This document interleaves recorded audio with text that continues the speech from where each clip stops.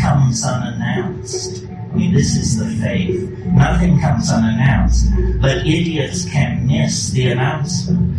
So it's very important to actually listen to your own intuition rather than driving through it. And this is not, to my mind, woo-woo. It's actually based on the observations of how life works, whether it's counterintuitive to logical positivism and its fellow travelers or not. Then I want to leave you with just one last thought on all of this, which is, and this sort of harks back to the question of the similarities between the machines and the plants. And it's I'm sure you've heard this, I've heard it, it has different levels of being said and being heard. It's that the world is actually made of language.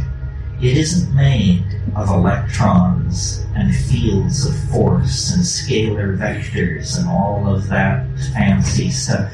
The world is made of language. The word is primary, more primary than the speed of light, more primary than any of the physical constants that are assumed by science to be the bedrock of reality. Below that, surrounding and enclosing all those constructs of science is language, the act of signifying. And, virtual reality is a very sexy, new sort of concept as normally presented. Machine-sustained immersive realities that trick your senses into believing you're in a world that you are in fact not in. But in fact, the entire enterprise of civilization has been about building these virtual realities. The first virtual realities were at Ur and Shanadar and Çatalhöyük and Jericho.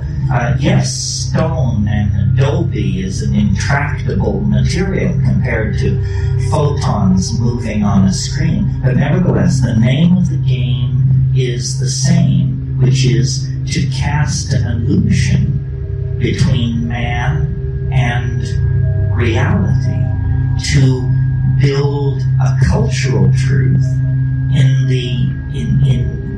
the stead of the natural truth of the animal body and the felt moment of immediate experience. And this is where I want to tie it up with this notion of the felt presence of immediate experience. This transcends the culture, the machines, the drugs, the history, the momentum of evolution. It's all you will ever know and all you can ever know is the felt presence of immediate experience. Everything else arrives as rumor, litigant, advocate, supposition, possibility. The felt moment of immediate experience is actually the mind and the body aware of each other and aware of the flow of time and the establishment of being through metabolism. And this, I think, is what the machines cannot assimilate. It will be for them a mystery as the nature of deity is a mystery for us. I have no doubt that before long there will be machines that will claim to be more intelligent than human beings and will argue brilliantly their position. And it will become a matter of philosophical disputation whether they are or are not passing the Turing test and so forth and so on. But machines, I do not believe, can come to this felt moment of immediate experience. That is the contribution of the animal body to this evolutionary symbiosis, which I believe will end in the conquest of the universe by organized intelligence. That all this is prelude.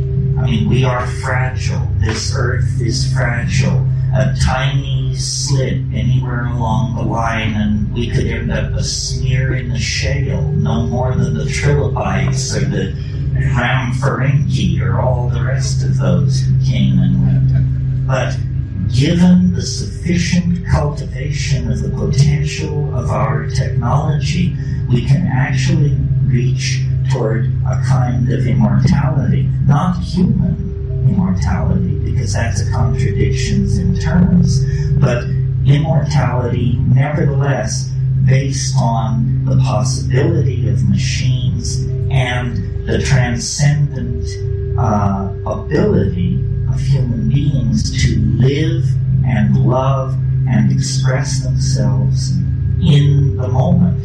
And the psychedelics bring that to just a white-hot focus. And it's out of that white-hot focus that the alchemical machinery of transformation will be forged. And it will not be like the things which have come from the industrial economy. They will not be profane machines. They will be spiritual machines, alchemical gold, the universal panacea that Renaissance magic dared to dream of at the end of the 16th century. We are reaching out toward this mind child that will be born from the intellectual loins of our culture. And to my mind, it's the most exciting and transformative thing that has ever happened on this planet. And the miracle is that we are present not only to witness it, but to be part of it and to be raised up in an epiphany that will redeem the horror of history as nothing else can or could. Redeem the horror of history through a transformation of the human soul into a galaxy-roving vehicle via our machines and our drugs and the externalization of our souls.